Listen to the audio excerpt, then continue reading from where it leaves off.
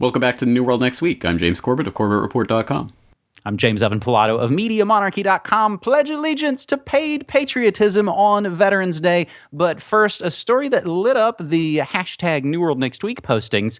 Portugal's government falls and instability is in charge. James, this is kind of a complicated story, so I had to find a source that sort of just laid it out somewhat simply for me. So we'll take it from Stratfor.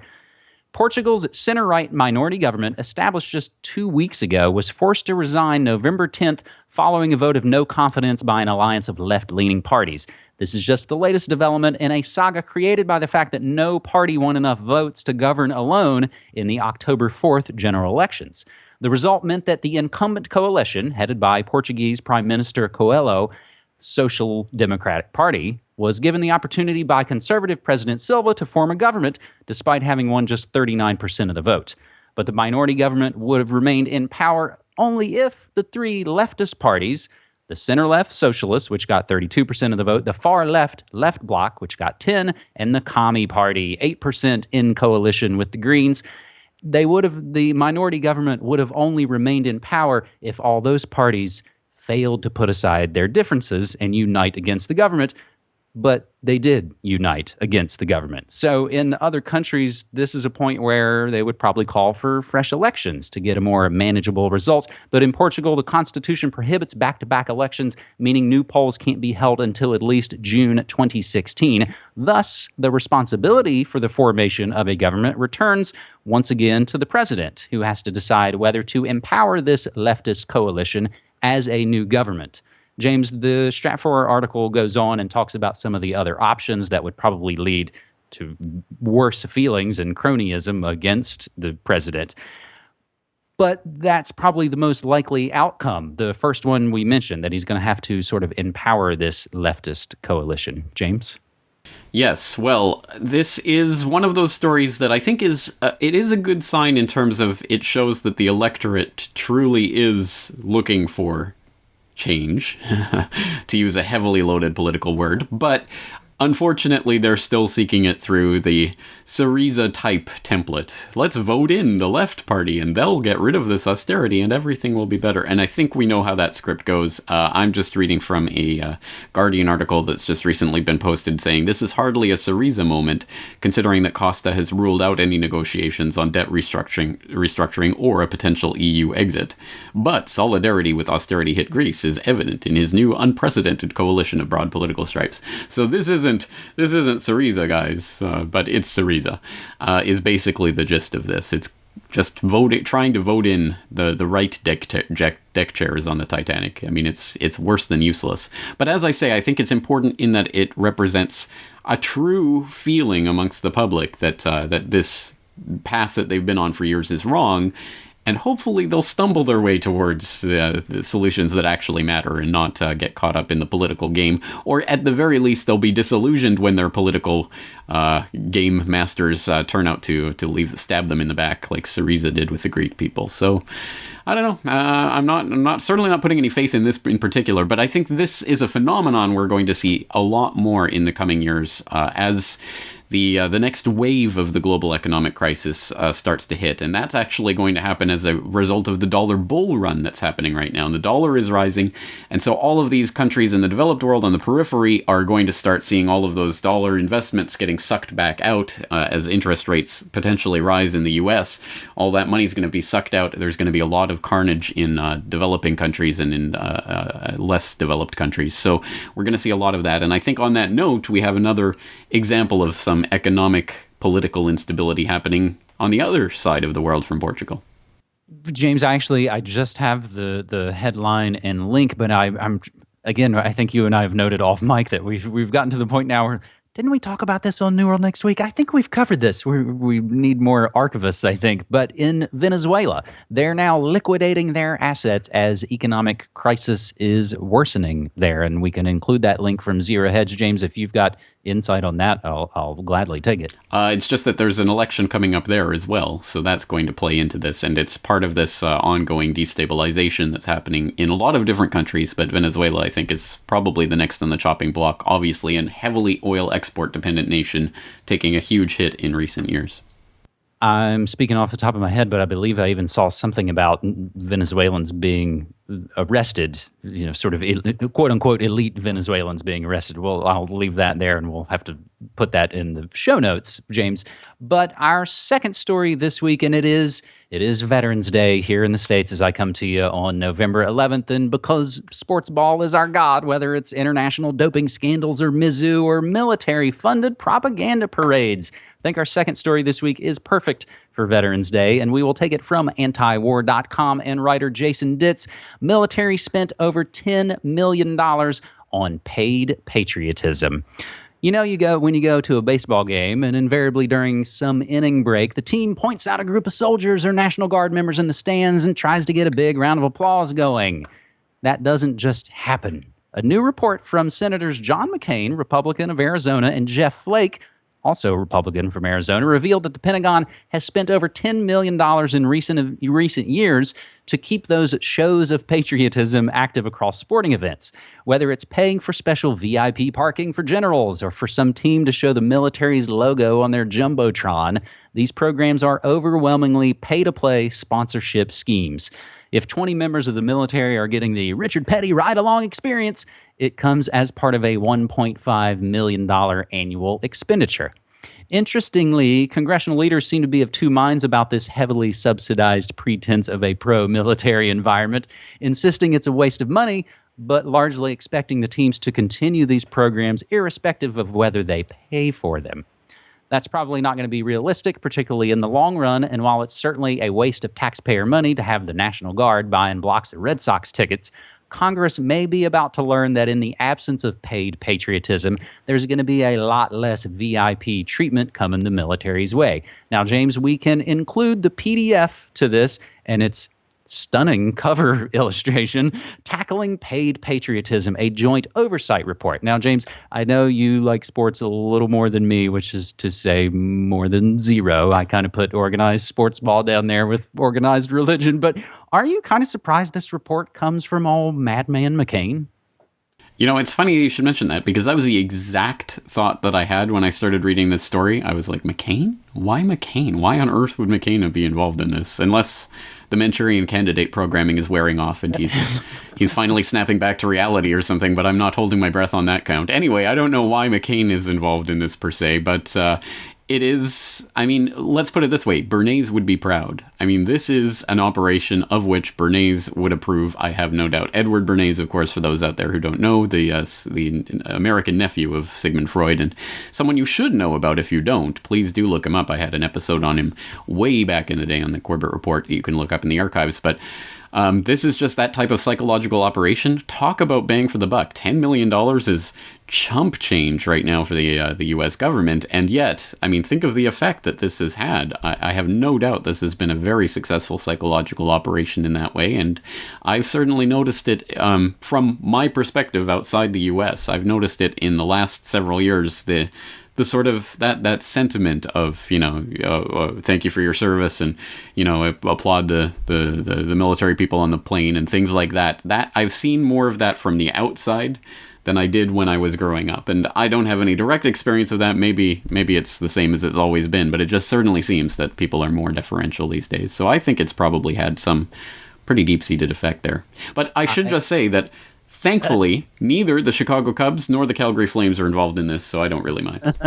And the report, again, which we'll include in the show notes, basically breaks down team by team within each sport about what they did and how much money and what exactly it was for. James, I think really when this took off was after 9/11, because the jingoism just went off the charts and everything in America had flag logos and all that kind of thing.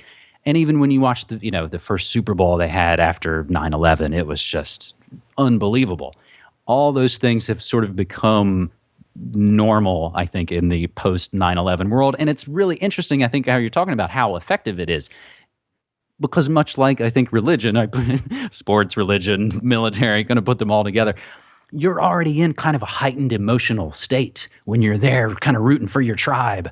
So you're already at a heightened emotional state and you're ready to sort of take in all these other little kind of propaganda bits, just as you would be if you're in a heightened emotional state or when you're at a heightened spiritual state, I suppose. But again, we'll implore folks to check out that PDF. It is definitely worth looking at because I would wager a lot of folks are going to find the teams in their towns are involved. And I would just say, at least fortunately, I didn't see any of the Portland teams on that list, James. Let's move now. We'll get off the sports ball field and move to our third and final story this week. And this is where we generally slot in good news next week. We've been trying to give you good news all through 2015 on these episodes of New World Next Week. We haven't been trying. We've been doing it, like Yoda says. Let's talk about the town that took itself offshore and take it via the Independent. While independent traders in a small Welsh town when independent traders in a small Welsh town discovered the loopholes used by multinational giants to avoid paying UK taxes, they didn't just get mad. Now local businesses in Krakow are turning the tables on the likes of Google and Starbucks by employing the same accountancy practices used by the world's biggest companies to move their entire town offshore.